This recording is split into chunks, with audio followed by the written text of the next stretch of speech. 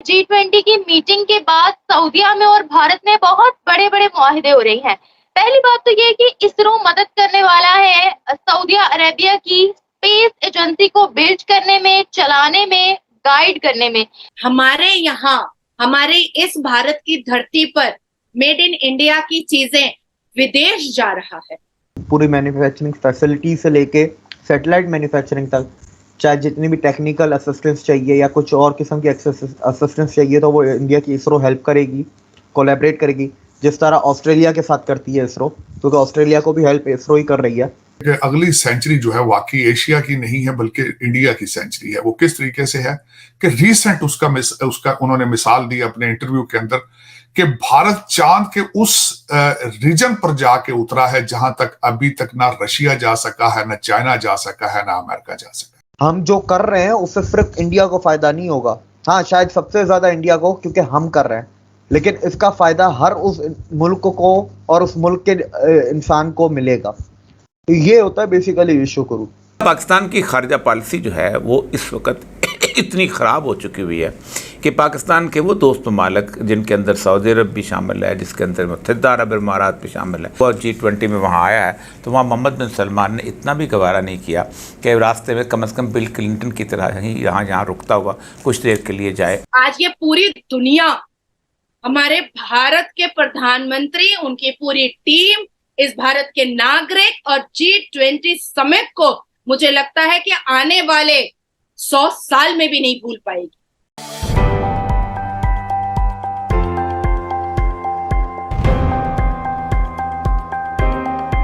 नमस्कार दोस्तों, जब से भारत में G20 और आसियान समिट हुआ है उसके बाद से भारत पूरी दुनिया में विश्व गुरु बनकर उभर रहा है, जहां पूरे देश भारत की ओर देख रहे हैं और कह रहे हैं भारत ही आने वाला पूरी दुनिया को अपना एक मार्गदर्शन देगा और उन्हें सक्सेस के थ्रू लेकर जाएगा। जिस तरह से भारत ने G20 में ग्लोबल साउथ की बात की, ग्लोबल साउथ में 120 देशों की बात की है, उस चीज़ को लेकर के अब पूरे देश पूरी दुनिया में इस चीज़ को लेकर के बातचीत हो रही है। और दोस्तों इसके साथ साथ अब भारत और सऊदी अरेबिया ने एक मेगा डील साइन किया है, जिसके तहत भारत सऊदी अरब का एक स्पेस एजेंसी को डेवलप करेगा, जिसके तहत सऊदी अरब अपने खुद के सैटेलाइट्स को स्पेस में भेज पाएगा। और दोस्तों इस चीज़ से सऊदी अरब के भी काफ़ी ज़्यादा फ़ायदा होगा और भारत की एक्सपीरियंस बढ़ेगी। तो चलिए दोस्तों इसी पर आगे पाकिस्तानी मीडिया का रिएक्शन देखते हैं। आप समझते हैं कि भारत को जिस तरीके से अब डेवलपमेंट भी हो रही है और पूरी दुनिया के अंदर इसको विश्व गुरु के तौर पर देखा भी जा रहा है, तो बहुत जल्द हम ये खुशखबरी सुनेंगे कि भारत को जो है वो सलामती कौंसिल के अंदर जो परमानेंट नशिस्त दे दी गई है। देखो उससे पहले मैं एक चीज कहूंगा विश्व गुरु पे। आप विश्व गुरु का देखें, विश्व गुरु का मतलब है जो दुनिया को हेल्प करे, दुनिया को प्रॉस्पर करे, अपने साथ साथ खुद को तो करे ही तो दूसरों को करे। बेसिकली जो ग्लोबल साउथ की लीडरशिप है, फलस्तीन की बात होती है, यमन की बात होती है, अफगानिस्तान की बात होती है, मरीन टाइम सिक्योरिटीज की बात होती है, G20, आसियान, MBS, तीनों को मिला के आपको बता रहा हूँ, हर जगह इन चीज़ों की बात होती है।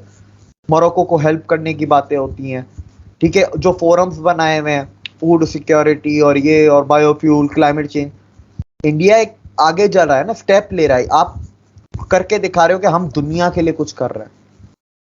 हम जो कर रहे हैं उससे सिर्फ इंडिया को फायदा नहीं होगा, हाँ शायद सबसे ज्यादा इंडिया को, क्योंकि हम कर रहे हैं, लेकिन इसका फायदा हर उस मुल्क को और उस मुल्क के इंसान को मिलेगा। तो ये होता है बेसिकली विश्व गुरु।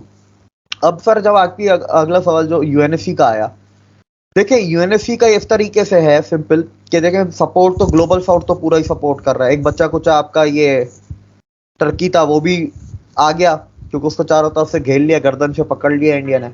अब बचा पाकिस्तान और चाइना, ठीक है। अब ये इन दोनों की मर्जी है। पाकिस्तान के देखें कहने से कुछ नहीं होता, चाइना के कहने से होता है, क्योंकि वो वीटो कर देता है हर बार। लेकिन ये है कि अब चाइना को भी अपने सुर बदलने पड़ेंगे, और वो शायद बदल भी रहा है मेरे हिसाब से। मैंने वही बात दोबारा कहूंगा, मेरे को अभी भी 50-50 लगता है शी जिनपिंग कहीं टपक ही ना जाए, वो ली क्वांग बन जाए नया प्रेसिडेंट चाइना का, तो मेरे को अभी भी उस चीज का 50-50 है। तो देखिए यूएन दुनिया का सबसे बड़ा मुल्क है आबादी के हिसाब से, पांचवी बड़ी आबादी है, और भी जितनी चीजें देखें तो नंबर 1 है, 2 है, 3 है, 4 है, 5 है। ठीक है, हर जगह में ये टॉप 5 में कहीं ना कहीं रैंकिंग इंडिया की आती है। अगर आप ऐसे मुल्क को यूनाइटेड नेशन सिक्योरिटी काउंसिल में आप सीट नहीं देते, और वो अच्छा, इसके अलावा एक और मुल्क देखिए, वो सिक्योरिटी काउंसिल है, वो सिक्योरिटी के मसले देखती है, ठीक है। नॉन अलाइंड मूवमेंट वाले मुल्क को, जिसने नॉन अलाइनमेंट मूवमेंट चलाई थी 50s में, जिसमें 125 मुल्क थे, वो मुल्क जिसने आज तक किसी पे हमला नहीं किया, वो मुल्क जो यूएन में सबसे ज्यादा पीस कीपर्स भेजता है दूसरे मुल्कों में शांति बनाए रखने के लिए, वो मुल्क जो मुल्कों के बीच में मीडिएशन करवाता है, आप उस मुल्क को कैसे हटा सकते हैं? अब ये यूएन के ऊपर है। मैंने कहा ना, अब ये इंडिया का मसला नहीं रहा। इंडिया का मसला था पहले कि अपने आप को इस काबिल बनाए, इस पोजीशन पे पहुंचे, अब वो पहुंच गए। अब ये यूएन का मसला है। इंडिया को डालते हैं तो यूएन सलामत रहेगी, नहीं डालते तो यूएन डिसमेंटल हो जाएगी आने वाले वक्त में। सऊदी अरेबिया बहुत ज्यादा डेस्परेट है और गिफ्ट सिटी के अंदर अपना एक ऑफिस भी खोलने वाला है सॉवरेन वेल्थ फंड्स का। और दूसरी जानिब भारत भी बोल रहा है कि हम भी देखेंगे, हालात का जायजा लेंगे और रियाद में भी अपना एक ऑफिस खोलेंगे। तो बहुत बड़े बड़े मुआहदे हो रहे हैं। सऊदीया भारत से हेल्प मांग रहा है और भारत के अंदर इन्वेस्टमेंट करना चाहता है। इससे रिलेटेड आपके रिव्यूज जानना चाहूंगी। देखिए, मुआहदे तो कल बहुत सारे हुए हैं, लेकिन अगर गिफ्ट सिटी की अगर बात करें तो गिफ्ट सिटी में तो अभी एक और भी ब्रांच सऊदी की एग्जिम बैंक की भी खुलनी है। और कल जो स्टेट विजिट पे जो जॉइंट स्टेटमेंट निकली, उस जॉइंट स्टेटमेंट में ये भी था कि दोनों मुल्क एक दूसरे के मुल्कों में मजीद इन्वेस्टमेंट करेंगे और अपना मजीद कॉपरेशन बढ़ाएंगे। और इन्वेस्टमेंट भी मल्टीपल डायमेंशंस की होंगी, मतलब स्टॉक मार्केट में, कैपिटल मार्केट्स में हो गई, स्टार्टअप में इन्वेस्टमेंट्स हो गई, या किसी डायरेक्ट बिजनेस को, अगर डायरेक्ट सऊदी की कोई कंपनी आ रही है तो उसको भी एज ए इन्वेस्टमेंट कंसिडर ही होती है वो FDI, तो वो हो गई। तो इस तरीके से ये मल्टीपल, तो उसके लिए गिफ्ट सिटी में और भी फॉरेन फंड्स हैं। अभी शायद सिंगापुर का तमसाक भी उधर खुला था, UAE का अबू धाबी मुदाबला की ऑफिस भी है, कुछ अमेरिका के भी उधर आ रहे हैं। अभी जो बातें न्यूज़ में सुनी थी, अभी तक आए नहीं है, आ रहे हैं, उन्होंने अनाउंस कर दिया है बेसिकली। तो अभी तो दुनिया के बहुत सारे हैं, हर कंट्री का अपना एक फंड तो होता ही है। तो अब जाहिर सी बात है, अब सऊदी भी आ रहा है, फ्यूचर में आपको और आते हुए नजर आएंगे। इसरो की जानिब से जो सऊदीया की मदद की जाने वाली है स्पेस एजेंसी में, उसके बारे में आप क्या कहते हैं?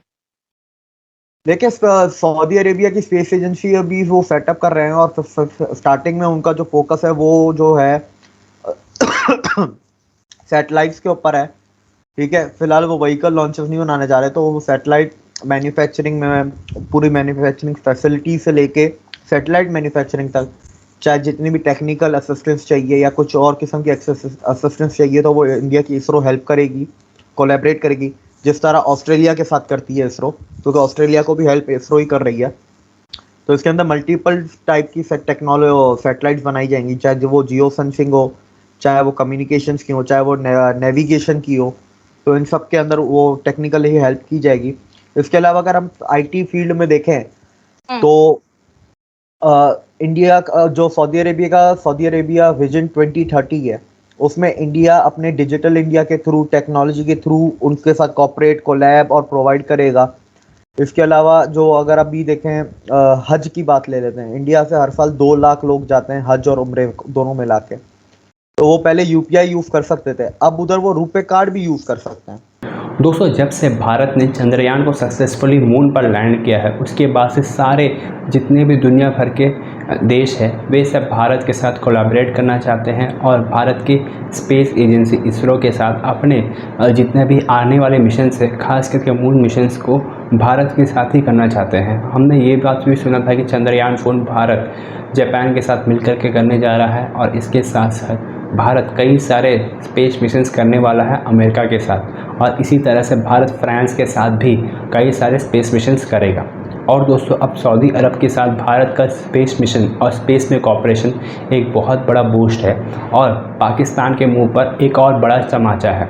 जिस तरह से भारत और सऊदी अरब एक दूसरे पर रिलाई कर रहे हैं और एक दूसरे को मदद कर रहे हैं, पाकिस्तान को ये बात भी समझ में आ रहा है कि भारत के साथ सभी धर्म के देश अच्छे रिलेशंस रखना चाहते हैं, और सभी को भारत के साथ काफ़ी ज़्यादा फ़ायदा है। और पाकिस्तान जब भारत के साथ अपने रिलेशंस को कर के बैठा हुआ है, पाकिस्तान का ही बड़ा नुकसान हो रहा है। तो दोस्तों, इस वीडियो में इतना ही। मुलाकात होगी आपसे अगली वीडियो में। जय हिंद, जय भारत।